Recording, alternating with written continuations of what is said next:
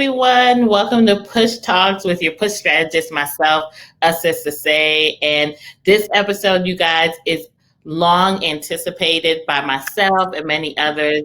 I am here with Brandelyn Green, a voice of hair. She is doing her thing in the hair industry and beyond. And I am super excited, you guys. Let me tell you, I have been trying to chase this young lady down, okay? She's just doing so much great things. I'm so excited to just be able to meet with her. I really have Brandelyn on today. And I should start off first for my new listeners or those who haven't checked us out before on Push Talks. Again, I'm Ussis to Say, and this podcast is about pushing people towards their purpose in business, career, and beyond. So we're doing a live recording because it's a special one.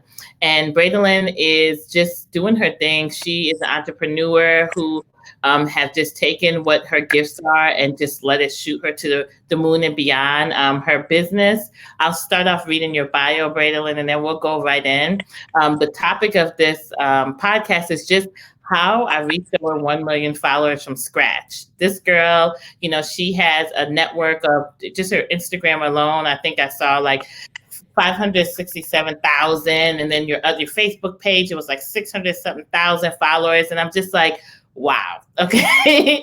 I need to know. A lot of us are just like, what do we do as new entrepreneurs? How do we build up our following? And we want to hear so much about your story, not just Voice of Hair, but you and how you just pushed yourself to get to that point. So let me share a little bit about Brandelyn, okay? So you guys can know this ain't no just, fly by night type of chick, okay? She's doing her thing. So Brandelyn is a startup founder, business manager, and marketing professional with a passion for brand building and product marketing. She created her brand Voice of Hair from scratch and built an audience of 1 million plus. In her past experience, she has had the opportunity to work with some of the most respected Fortune 500 companies. She offers a host of transferable skills from brand management, P&L management, operations management, and product management. Her experience includes working and living abroad, so I can't wait to hear a little bit about that, while leading cross-functional teams. As an engineer turned marketer, she has been focused on growing distribution, developing long and short-term strategies, and driving cost savings. So welcome, Brandelyn. We're so happy to have you. Thank you so much. I so appreciate the opportunity to share my story, and I'm hopeful that our conversation will bless somebody. Oh, I'm sure it will. I'm already blessed. I'm like, well, I have everything ready. I have my notepad. I always take little notes because I'm trying to get my social media game up, girl. And so your little quotes that you make, I'll definitely be posting them and tagging you because it's like I said, when you're starting off, because I just started my business in June, you're really learning. Oh, thank you. I know, it's so exciting. And coming back into the game after years of taking off, you're like, okay, I need to relearn. I have so much to just, it feels overwhelming. But, once you're doing what you love, it's kind of like a competitive feeling. Like, I'm like, okay, how can I up my game the next time? How can I up my game the next time? And you took me way up by having you on my podcast. I'm so excited. So I want to start off, I want to, just kind of have you tell us a little bit about you and why you started Voice of Hair? Because I read about it and I was really intrigued to hear more. Yeah, so if I go way back, so my background is actually in industrial and operations engineering. So when I went to University of Michigan, and when I graduated, I started working for GE Healthcare, and I was in their operations management leadership program. And oh wait, I got to give a shout out to my girl Adia Young who connected us, because Adia she's my push strategist. Okay, so shout out to Adia. Okay, so go ahead. I'm sorry, I just had to do. So that's how I know Adia. But I worked at GE, and I started out with in that program, you got a different job every 6 months. And so one of those opportunities is when I lived in Sweden. I started out as a lean project manager, and then I did I was a shop floor manager in one of our plants. And then my final rotation, I was in Sweden, and I was a global transfer leader, managing a project from moving stuff from Sweden to China and India. So that's what I did there. And that was really cool. But when I was there, I realized like, honestly, I was almost hesitant to take the opportunity because I was like, well, when I go, who's going to do my hair? Because I it's know, Black people I in my know. With mind. natural hair too is like, Yes. Yes. And I it's can, hard. Just any type of hair, you need to find. Our hair is not like every hair type, you know. exactly. And I have been natural my whole life. Mhm. But I always grew up going to the salon. So I was like, I can't move to a place and not have a stylist. So anyway, when I got to Sweden, that's actually where I first started like practicing natural hairstyles because I couldn't Mhm. find somebody. I actually went to a salon Wow. there, real quick story. Uh-huh. And I was like, I need a trim. And I was there for 6 months. I was like, I need a trim. And they were like, oh, Mhm. sorry, we don't do Afro hair here. So I was like, Oh, so Lord. I couldn't really get my. So Oh, anyway, shots fired right there. Oh, but you exactly. see, that's what led to this. So everything happens for its reason, you know? Yes, yes. So like I had those situations. I'm like originally from Detroit, which is in my Mm. mind the hair capital. Midwest. Yes. Okay, I'm in the Midwest right now, so Okay. I'm in Minneapolis. Well, in Detroit, I could always easily find somebody to do my hair, but even when I moved to Wisconsin, working at GE, that was Yeah. a struggle. So I Yeah. always had these struggles, but once I was at GE and I got really bored, I transitioned to do project management there, and I just felt like I wasn't excited to go to work anymore. And I felt like, you know what, all the work I'm doing is on the back end for the organization, but I really want to know how customers were understanding what we were doing and their perspective. So I went back and got my MBA. I ended up going to the Indiana University and Awesome. the Kelley School of Business, and I got a fellowship Oh, from the consortium. So that was a awesome. blessing because I didn't have to pay for the Yes. tuition. That was Oh like my 100,000 goodness. saved. Amazing. In a great school. Okay. Yes, yes.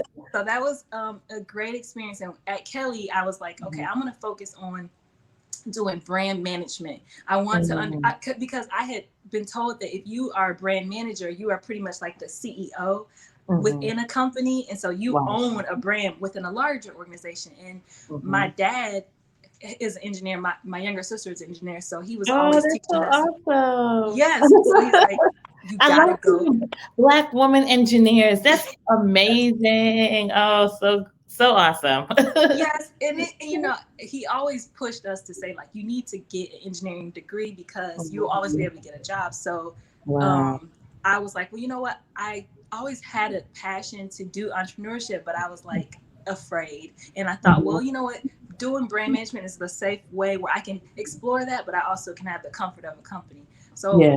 I ended up interning at P&G, Mhm. and that was a really awesome experience just because like they have so much Wow. money and they Yeah, put you into their brand. learn. Oh, and this I have to interrupt. I'm so excited. Oh But no. yeah, I always I feel like this is a common theme. You learn off of somebody else. You work in excellence, but Yes. you're able to learn, and that's the importance. Like people think, there's this whole culture of sometimes, oh, I'm just gonna start my business. I don't want to work for anybody else.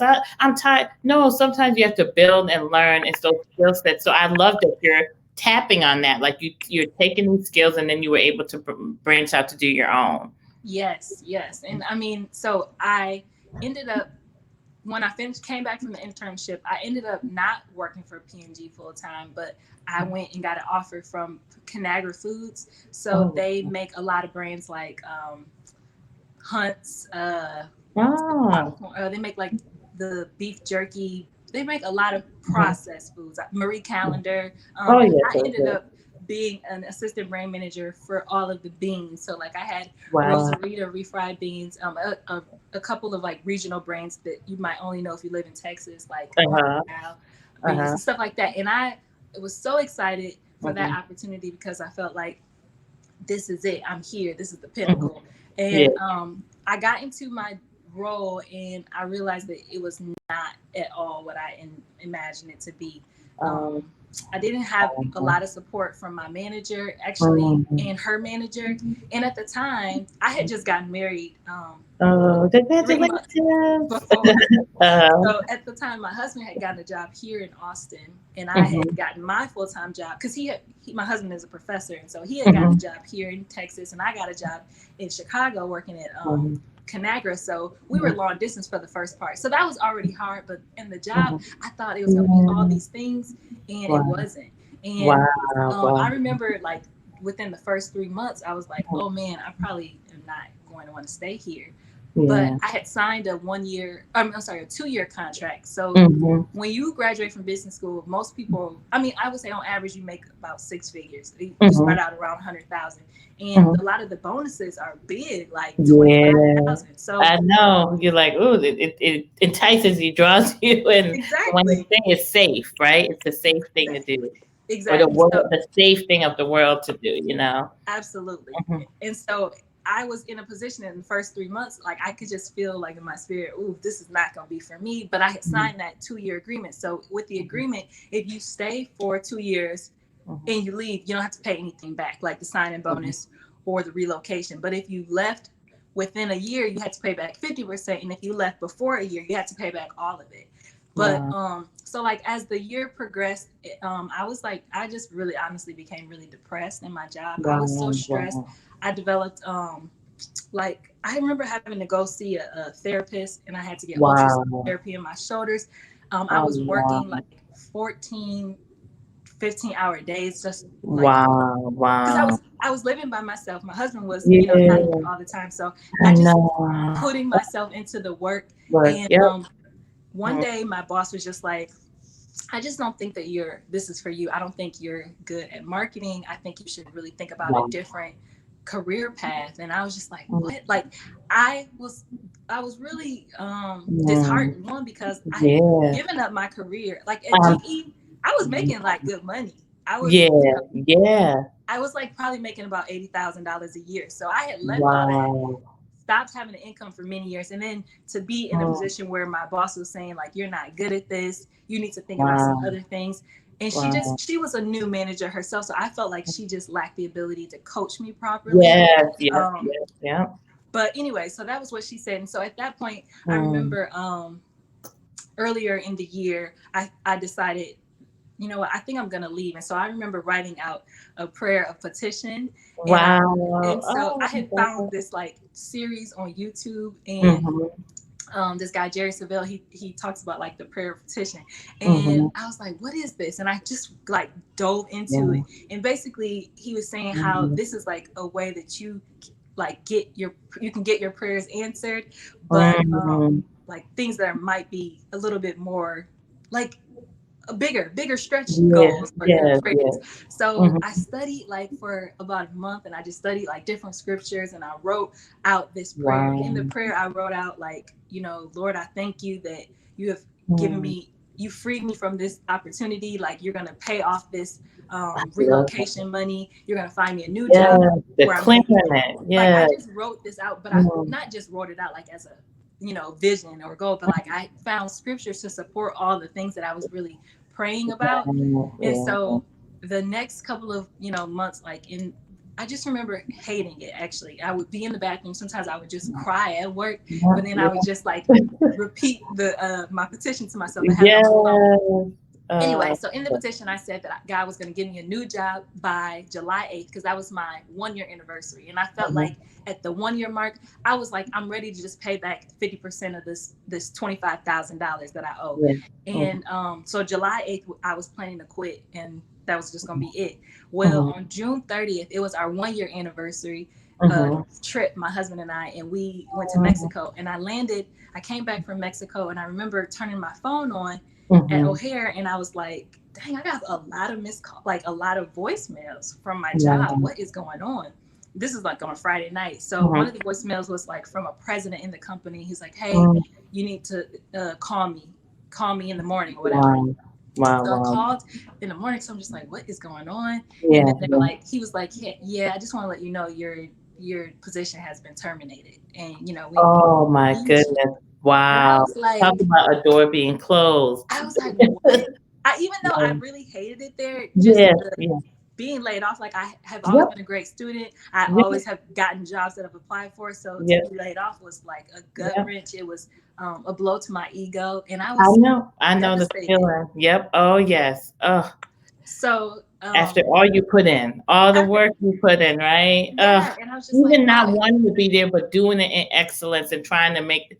I know the feeling, girl. The thing that was so crazy. I came in with a cohort of like, I want to say it might have been 8 of us who graduated from business school. We all started at the same time, and I think I was the only person that was actually laid off. So that was also like, what is going on? But then I realized that with them laying me off, I didn't have to pay back the relocation, and also they paid me severance, and then also they I got unemployment until I was able to find a job. And so then at that point I was able to leave Chicago, move to Austin, and I was paid by the company. So that actually showed me like you can just pray for something and think it's gonna go a certain way, and then God worked it out, but it just wasn't the way I anticipated. Ever. Yes, I love that. You first of all, you have to send us the prayer petition so I can give that to listeners, because I always tell them you have to write it down and make it plain. You have to speak it. You have to make sure that you believe that thing. So you really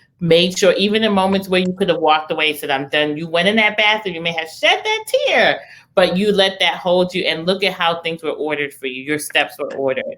Definitely. Wow. And I mean, during that time, I also had little sticky notes on my mirror, on my refrigerator, everywhere. It was just the confessions, like you shall not lack, you shall not fail, you shall not decrease. So like, no matter what I was hearing from people at work, I was like reminded at home of what was the truth. I'm telling you. I love it. I mean, I remember, let me tell you, it's nothing like when you have faith and you know who you are in Christ. Because I would take holy oil and go put it, at night. I'll stay late at night and it'd be like, okay, putting it on doors, like, God, I will prevail. You will give me, dominion. Let me tell you, it's nothing like using your authority. So I just love that. I love hearing stories like this. So please continue. When I got to Austin, I was like, okay, Lord, I know you're about to open this door because I had this petition. I know I'm about to get this big job, whatever.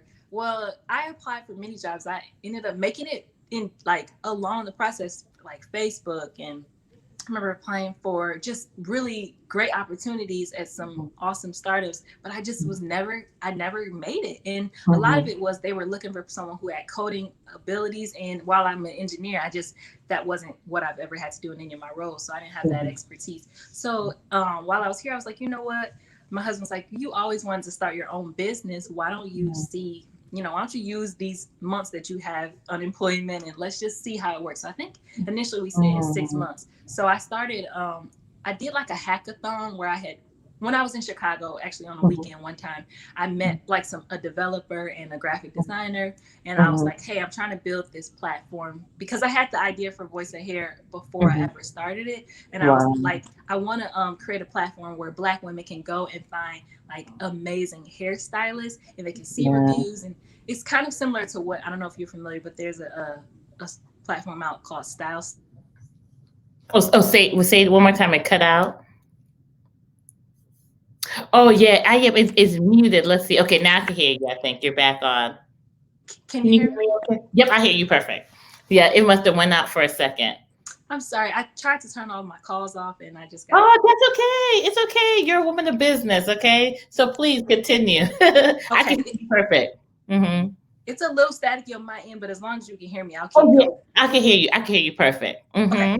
So I tried to build this platform and the person that I hired, they did not know what they were doing. They said they did, but at the end of the day, after 6 months, I didn't have anything. So I was like, this is ridiculous. And I just started on social media. I started with Instagram and highlighting dope stylists that I had come across. And I would just tag them in their location. And my audience grew from 0 to 100,000 in a year. And people okay, no, Brandelyn. You're not gonna just slide through that. You grew from 0 to 100,000 just putting dope hairstylists. You gotta tell us what else did you. That is amazing. Okay, so in the 1 year, 0 to 100,000 in 1 year. I mean, but the first and let me know if you can't hear me. Because I hear you. Is it still giving static for you? Because the sound is a little bit choppy, but I can kind of make out what you're saying. Oh, okay. Let me see. That's so odd. Okay, everything seems good. You see, it's okay, guys. You know what technology, how it is. So you bear with us. Let me see if there's anything I can do.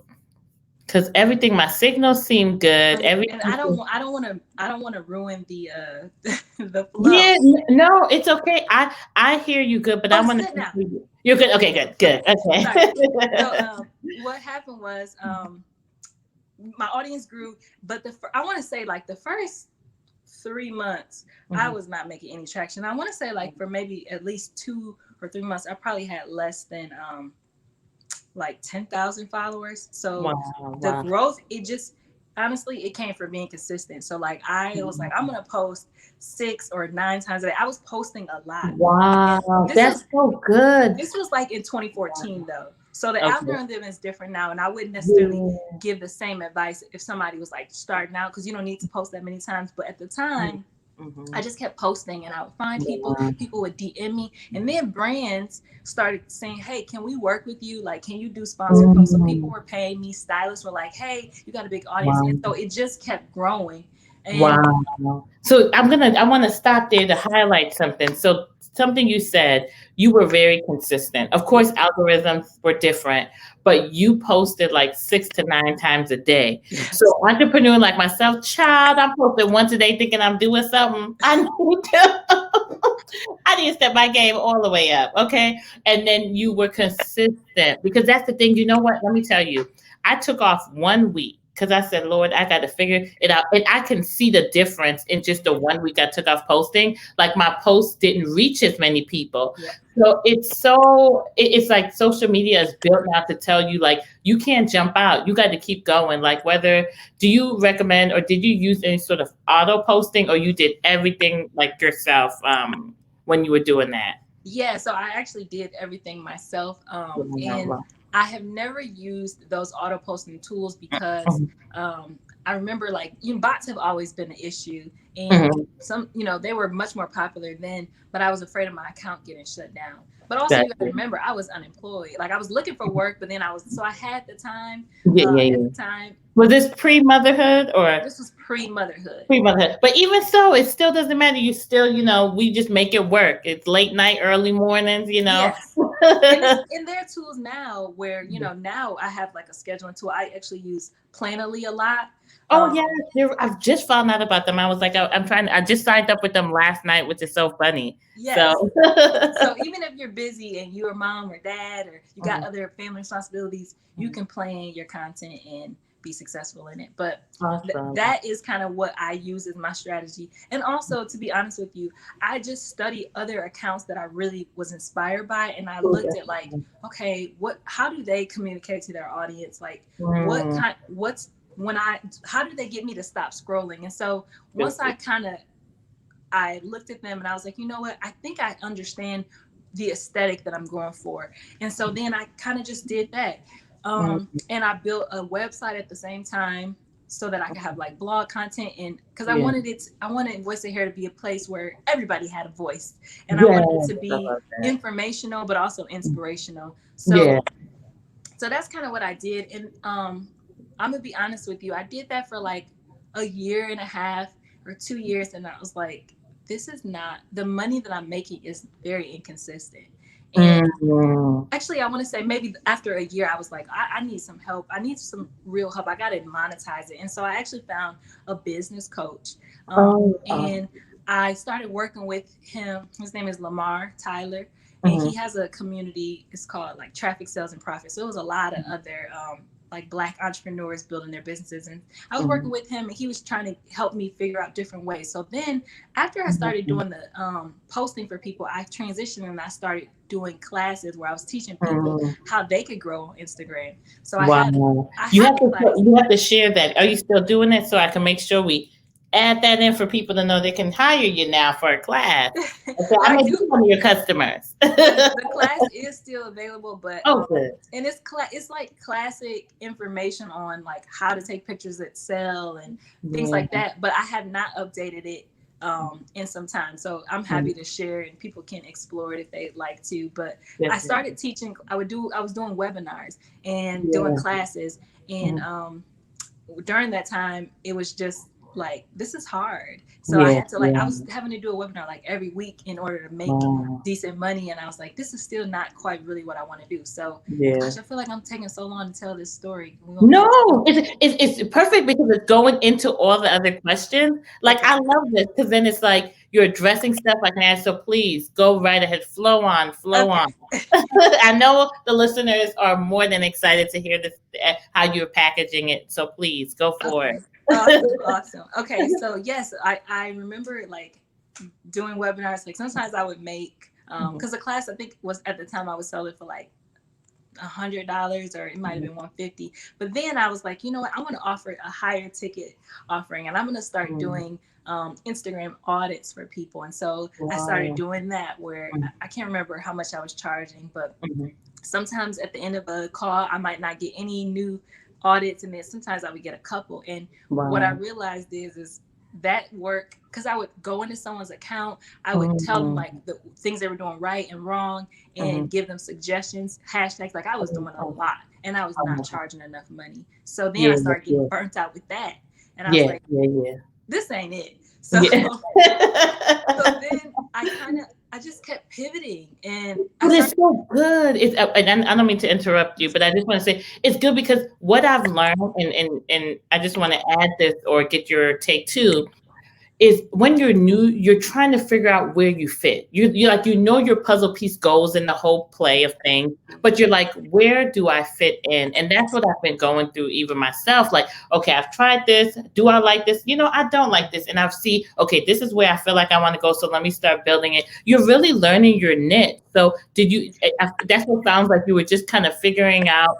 And I want to also add the part that you mentioned about a business coach, because it's so important. Like when you're new, find a coach that works for you. Like my target audience for businesses that I help push are those who are new and just starting, because I know what that journey was. But you have to find a coach that works for you. Like the guy Lamar you mentioned, he seemed like from what it sounds like, you were doing well, you had the traction, and he was able to take you to that next level. So it's important for us to invest in somebody, and I'm bringing that up just because people miss that mark.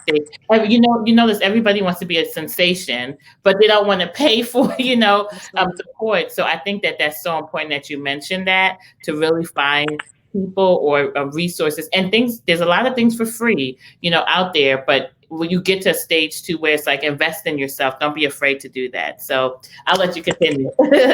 So I ended up doing another pivot where then I was like, you know what? I have a huge audience, because at this time I had like maybe 300,000 or 400,000 followers. And I was like, I had a huge audience. I could work with a stylist and maybe we could offer classes. So then I started partnering with stylists and teach, like doing classes where people would pay and then they could get access to the content. And the stylist would teach using her education, and then I would use my platform. Promote them, and we would split the profits or whatever. And I did that for like maybe 5. I did that with like 5 different stylists. And I remember like one of our classes we did, it was super successful. We made like maybe $6,000 or $7,000. Wow, that's awesome. In like one day. So that was amazing. But then all the stylists that I was like doing classes with, they were like, okay, I know how to do this now. I'm gonna do it on my own. So then it was like, oh shoot, I'm basically like, I don't know where else I'm gonna go. So I was like, you know what? This is something I'm probably gonna move from. And at that time, I had already become a mom. And to back it up a little bit, during this process, I ended up finding out that I had like a pituitary tumor. So which is a non-cancerous tumor, but it's on, in your pituitary gland. And it was really affecting, it was honestly affecting my ability to get pregnant. So I had to take some medication for it to shrink, and then I was able to get pregnant. Thank God. But it was also like affecting my hormones and everything, and my hair. And so at this point, I had my daughter, and her hair, like I remember she was like a toddler, and this was like in 2018 after those pivots, and she was a toddler, but like her hair in the back wasn't growing, and then my hair, I was still struggling. Like my hair was coming out, my edges. Anyway, so I was like, I need to figure out something that I can create to grow my hair back and grow hers back, but I didn't want anything with a lot of chemicals because she's healthy. And so my coach was like, you should really think about trying to create like products. And I had always like I had been promoting other brands, but I was like, this space is too crowded. I do not want to like sell hair care products. I told myself I was never going to make products, because at that time, even in 2018, I felt like everybody and their mom had a brand. So I was like, I don't want to compete with these people. But then I was like, well, I'm gonna just make this, and if this stuff works, maybe I can at least just sell it to some people in my community. So I worked with the chemist, and I had researched on my own like different ingredients that I knew could naturally help grow hair and keep the hair moisturized. And then I worked with the chemist. We took those samples. I was trying it out, tried on my daughter's hair. Her hair started growing. My hair was looking good. So we decided to go ahead and put it into production. And I launched the product like in November of 2018.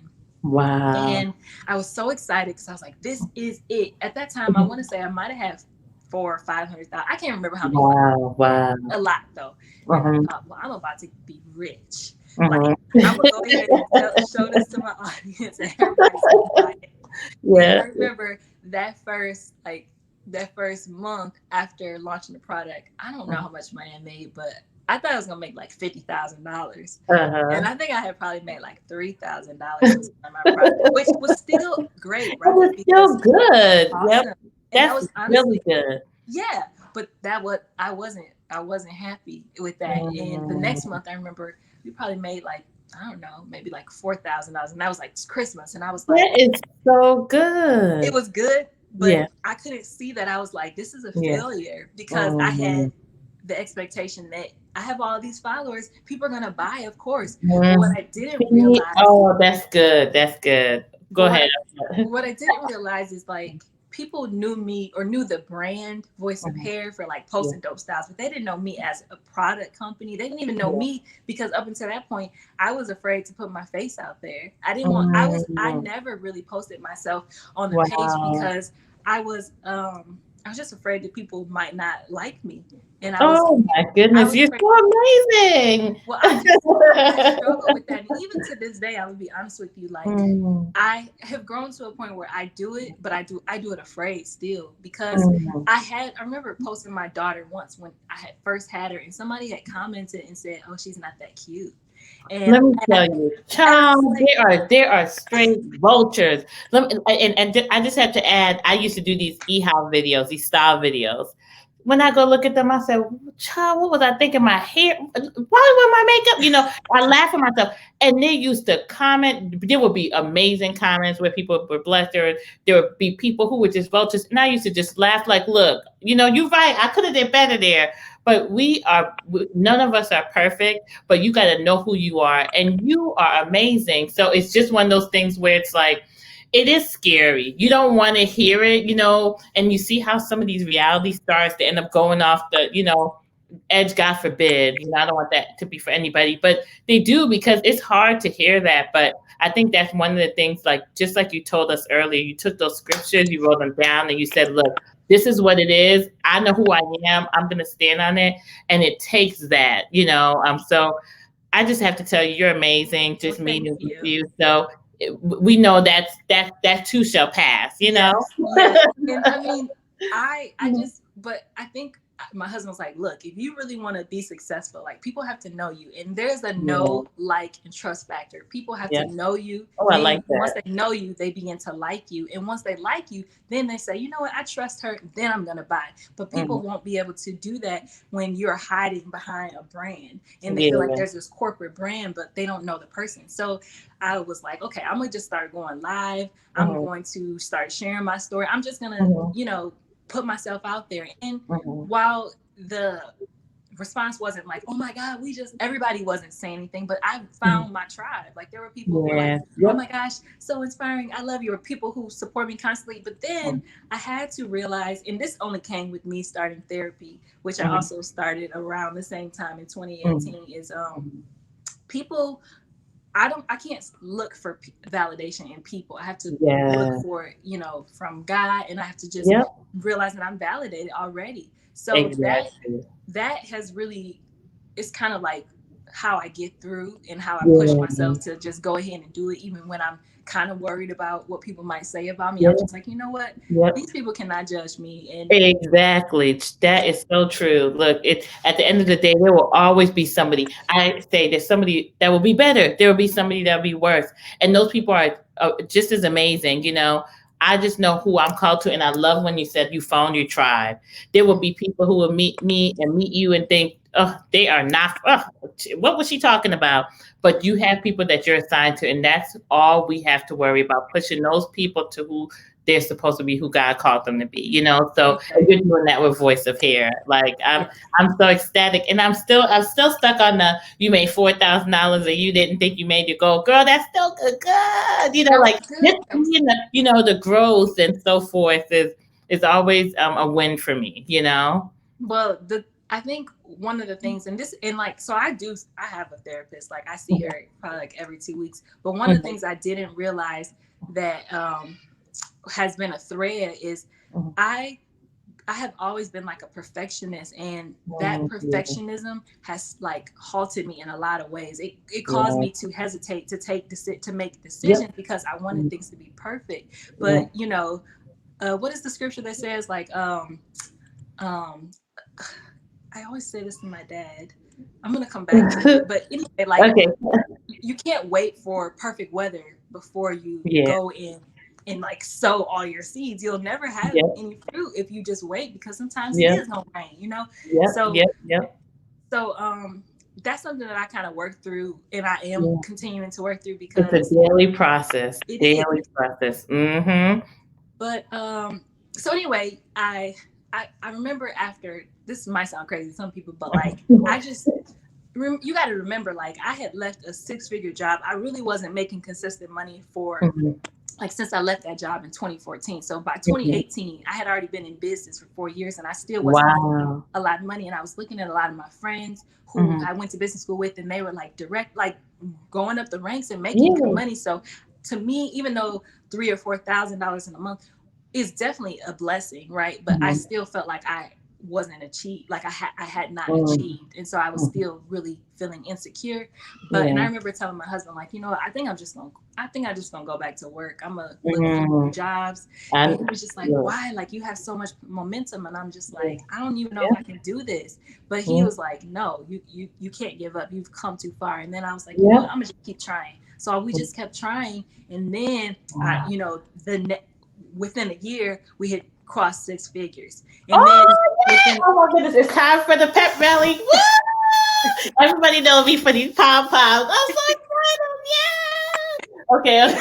No, that's a blessing. And now we're definitely we're definitely on our way, or crossing 7 figures. Yes, hallelujah. I'm so excited to hear. I just have to say, I did a podcast with a young lady, Isadora, who started her own consulting firm, and I've been doing other interviews. And that's the common thing. We all, even as entrepreneurs, we're like, I'm about to go back to work, y'all. Like, you have those moments. So it's so good to hear this, because we're not alone. It's like when you're in the moment, you think you're alone going through this.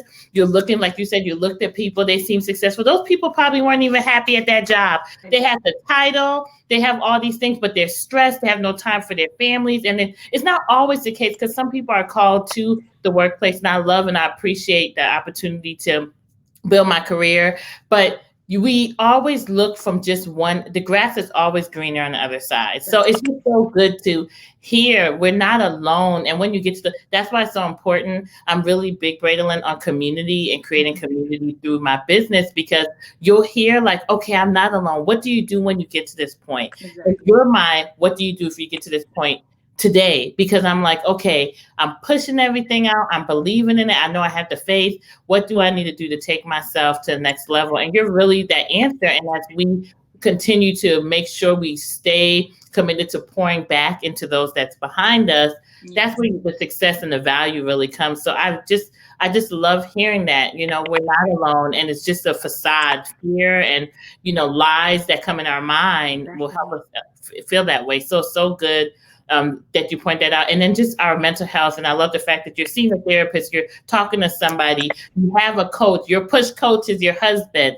You have a circle of people around to push you. And we all need it. My husband, my sister, you know, my family, my friend, like I wouldn't be here where I am if I didn't have that. My dad, my mom, oh my goodness, where you just feel like, oh, you know what, I did all this and then I look, but you get to those, you have those people that make you not forget who you are, you know? And so I just love that your husband has just really been that push, like, don't give up. I got your back, you know? So thank you, husband. We appreciate you.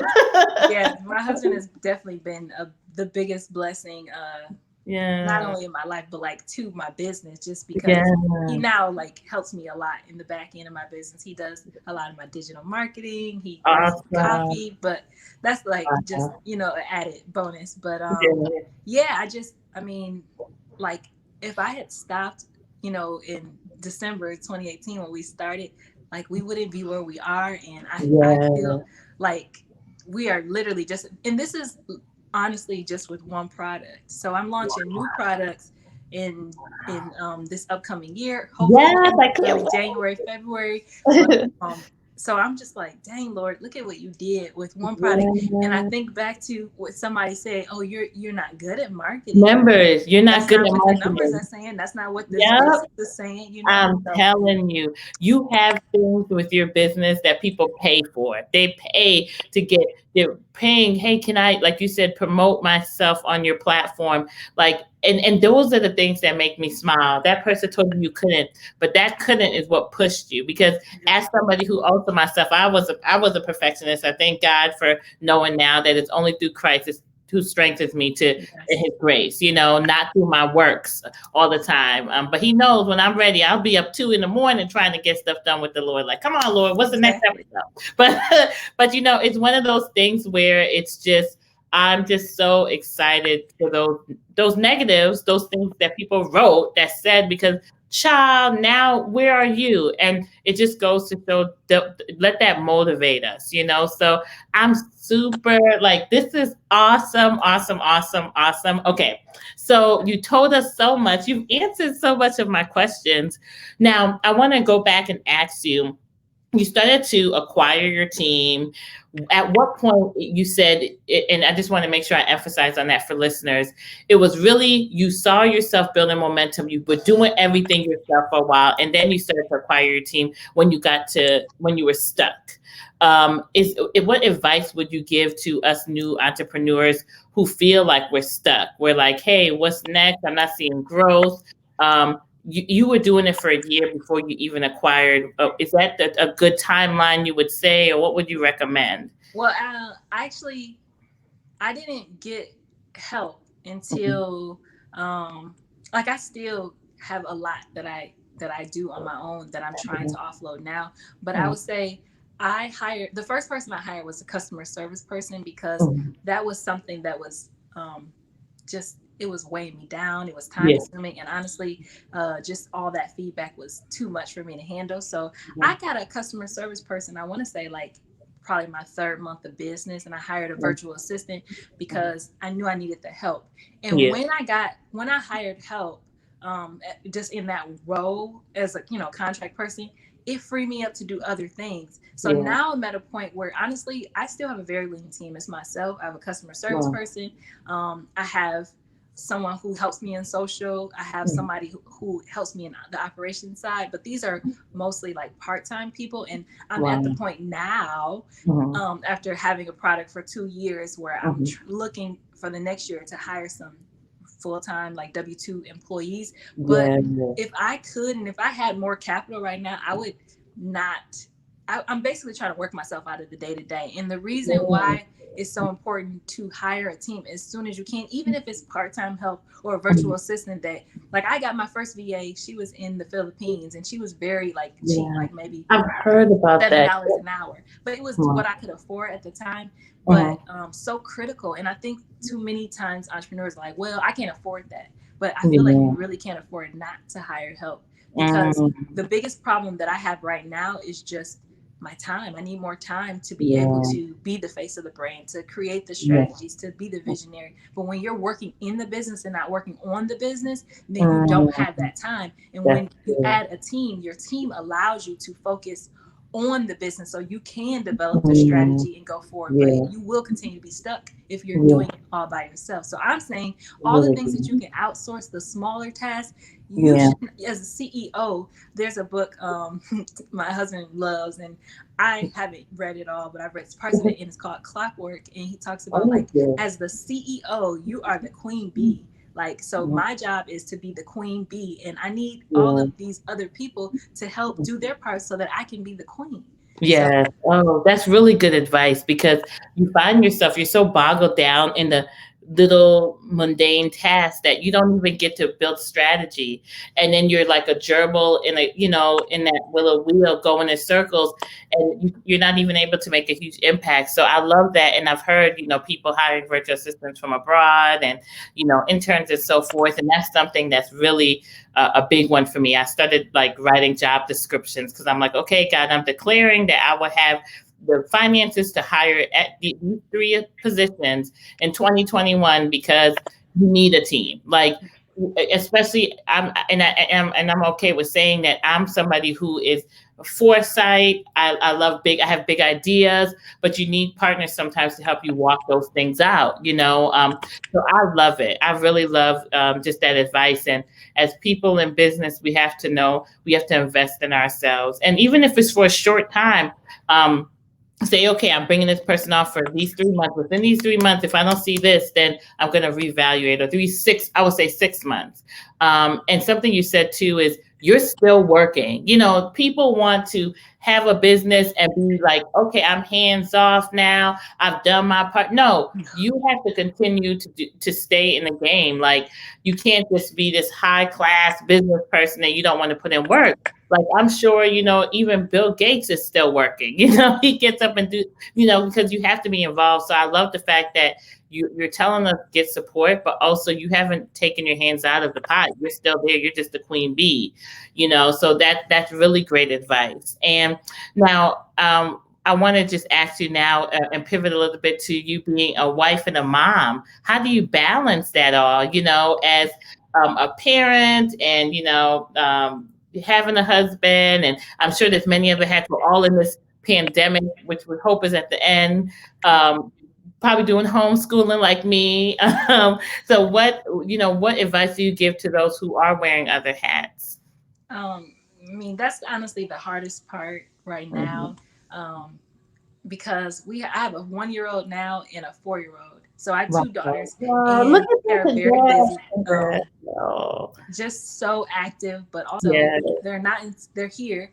So we Yeah. did make the decision to get a babysitter, or kind of a Okay. nanny, and help Mm-hmm. and hire her during the workday, because my husband still works full time and I'm Yeah. full time in my business. Yeah. And Yeah. that has been a blessing. In fact, they're upstairs, and I'm sure they're trying to wait for me to get Yes, done I so they know. will be making me We're, lunch. we're wrapping up soon. No, it's fine. But like, that is the biggest, the struggle is my 4 year old. Like, sometimes she'll say, "Mommy, I wish you didn't have to work," or I this. know. I don't want you to be on calls, but I'm telling her, like, I know. if you were at school, she wouldn't even know, but because she's home. Mm-hmm. So Yep. what we've been trying to do is really, honestly, people say like work life balance, and I don't know if you've heard this Yeah. before, but there really is no balance. I There's know you prioritization, tried. Yeah. So I'm trying to prioritize, Mm-hmm. my kids and my husband above Mm-hmm. things, and I don't always get it right. So like, tomorrow is Saturday, so tomorrow will be family day for us. Oh, We good. will, my husband and I, we're not going to do work. Like, I'm going to try to schedule make sure all of the content and anything else is done Mm-hmm. tonight, so that tomorrow, Mm-hmm. they can just have our time. And Oh. Sunday we'll do like some, family activities. And Mm-hmm. then what I try to do is, like, when the babysitter leaves at 5 o'clock, then I will not, do any work. I'm not going to jump on any calls until like 8, until Mm-hmm. after they're in the bed, Good. just because they're young and you do want to spend that time.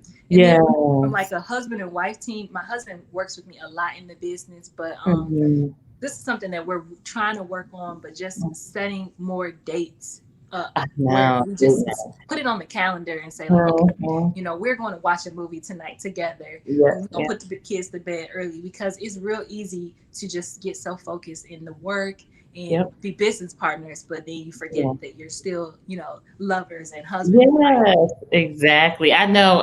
Look, my husband, he's in business too. He's actually abroad, and one of the things that I'm really big on is just making sure we have balance. And I have 2 4-year-olds. I have twin girls, so I know this age they're so busy. And I recently went to a conference, and during that conference, I just really got some encouragement to make sure I don't forget, the kids, because we work hard as parents, or even those who are watching, maybe they are, nieces, nephews, grandma, your grandma to kids, and you have sole custody or whatever the case is, different circumstances. But in any event, we work so hard saying, okay, we want to get to this place to be able to provide for our kids, but you need to be there for your kids too. It's not just by giving them, the fruit from the work, but the lessons they're going to learn with time. So that's one thing that I'm working on. I'm like, okay, 2020, I was a year of pushing, myself out there. And now I'm like 2021, I'm really balancing and making sure to prioritize. And I'm on my husband for that too. So I totally get it. And I always like to touch on that because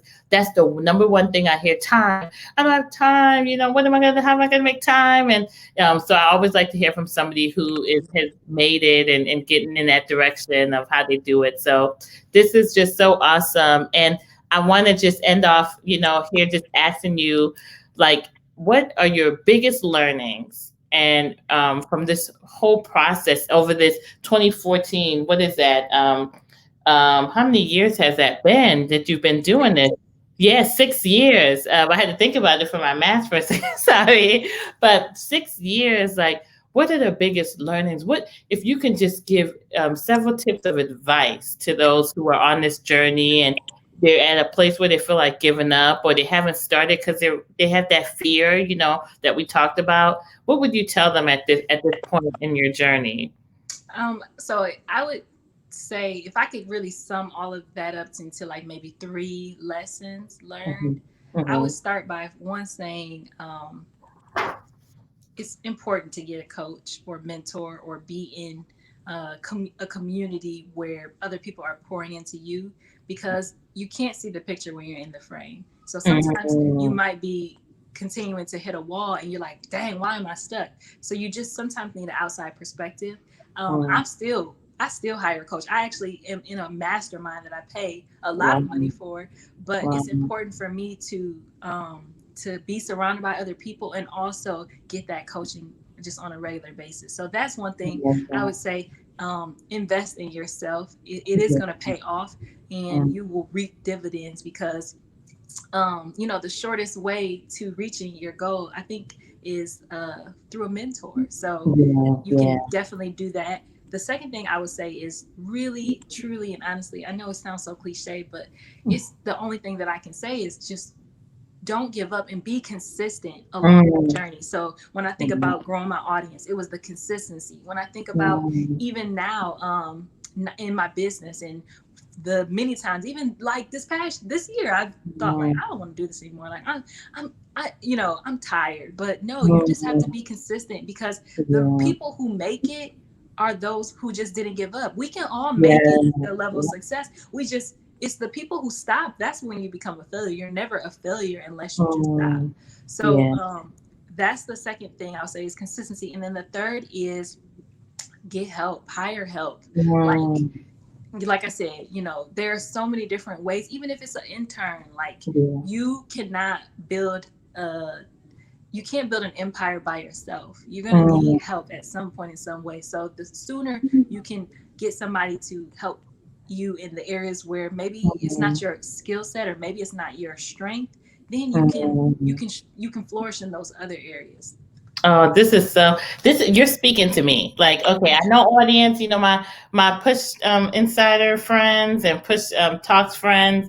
this is for you, but you're speaking to me also because I feel like I'm at that place where all that advice is super helpful for me. So I know it's helpful for the audience. So, oh, Brandelyn, you have been just a blessing today beyond words. I want to hear a little bit. I want you to share with us. I'm going to definitely get more information about some of the things you mentioned to promote from your hair products, as well as the prayer you mentioned. So if people are interested, it was the prayer petition as well. And but I want you to tell us what's next for you. Where could we find you? So for those who are interested in even I don't know if you're still doing it now, the Instagram audits or those or service. Are you still doing that? Tell us where we can find. You know, oh man, we were all excited, ready to get our little coins out. You know? But that's good. You found your niche. You found where your puzzle piece goes. But tell us where we can find you and support, and what's next for Voice of Hair in 2021. Yeah. So right now, I've built my business and I have a product. Where is it? I should have had it right here. But anyway, it's a hair elixir, and that's what I currently have. But I have a shampoo, conditioner, leave-in, and other products that I'm launching. Hopefully in early January, but it could be February, just depending on the timing. So that I'm excited to finally offer people a system for stronger, longer, and more moisturized hair. So my website for that is voiceofhaircare.com. Voiceofhair.com is my blog, but Voice of Hair Care is actually my store. So that's where you can check me out. And that's what's coming. But I also, if you want to like connect with me, one app that I have been very active on lately, it's new, it's called Clubhouse. It's only for people. I have heard about this here Clubhouse. Everybody's like, you got to do this on Club. I guess you can go live on Clubhouse. Yep. It's a listening app. So you don't have to show your face, which I love because I'm usually not there. But if you follow me on Clubhouse, you know, I love to connect and have conversations there. But also, is there like a name or an app? I mean, the app's you can just search my name is Brandelyn Green. Okay. So you search people by their names. But yes, the app is called Clubhouse. So I've been on there. Instagram, my business page is Voice of Hair. If you want to check out some styles, and my personal page is Brand Noel. But I actually don't spend too much time on Instagram and Facebook. Voice of Hair as well, just because you do it all day. You do it all day, and it can be easy to get into the comparison trap a little bit when you spend a lot of time on social. So I try to like set time and then pull away and get to work. But and I think it's so funny. I was thinking, not to interrupt you, but that your name is brand. It has brand in it, so I was like, she's such a marketer. So I just smiled to myself when I know I'm so corny sometimes. I was like, oh my gosh, she is called to branding. You know, so I just saw that and I said, oh my gosh, I have to bring that up to her. So nothing but names are always, you know, intentional, and you know, nothing's by happenstance. So I saw that and I said, let me tell her she's called to branding. And so okay, so we found where we can we heard where we can find you, the hair elixir, February 2021. But for now, can we still purchase your other product that you mentioned that you use for your daughter? People, and look, I know somebody with some edges that needs some edges help. So girl, where could is that on Voice of Hair Care too? And what's the name of that product? Voice of Hair Care. Yeah, that's on Voice of Hair Care. Perfect. Yeah. Oh, perfect. Okay, good. So thank you so much. Oh, you have been just awesome. Thank you guys for listening. If you want to find more amazing interviews like such, make sure this is Push Talks Podcast. I'm available on Apple Podcasts, and of course on YouTube is where you're going to see this, where you're seeing this interview, and you'll see much more. Follow us as well on Instagram, Facebook, Twitter, LinkedIn at Push Strategist. And thank you guys for joining us. Thank you so much, Brandelyn. You have been a blessing, and we've learned so much today. I hope we can have you come back and do some fun events. I'm all about events, and 2021, I have some good stuff up my sleeve. So I know people would love to have you and hear more. Your story, just not even what you're doing for Voice of Hair, but just your story and overall was very, very just inspiring. You just really, you're pushing towards your purpose, girl, and I'm excited for you. Thank you. I appreciate it. Thank you for the opportunity. Yes. Thank you guys so much. We'll see you next time on Push Talks. Bye-bye.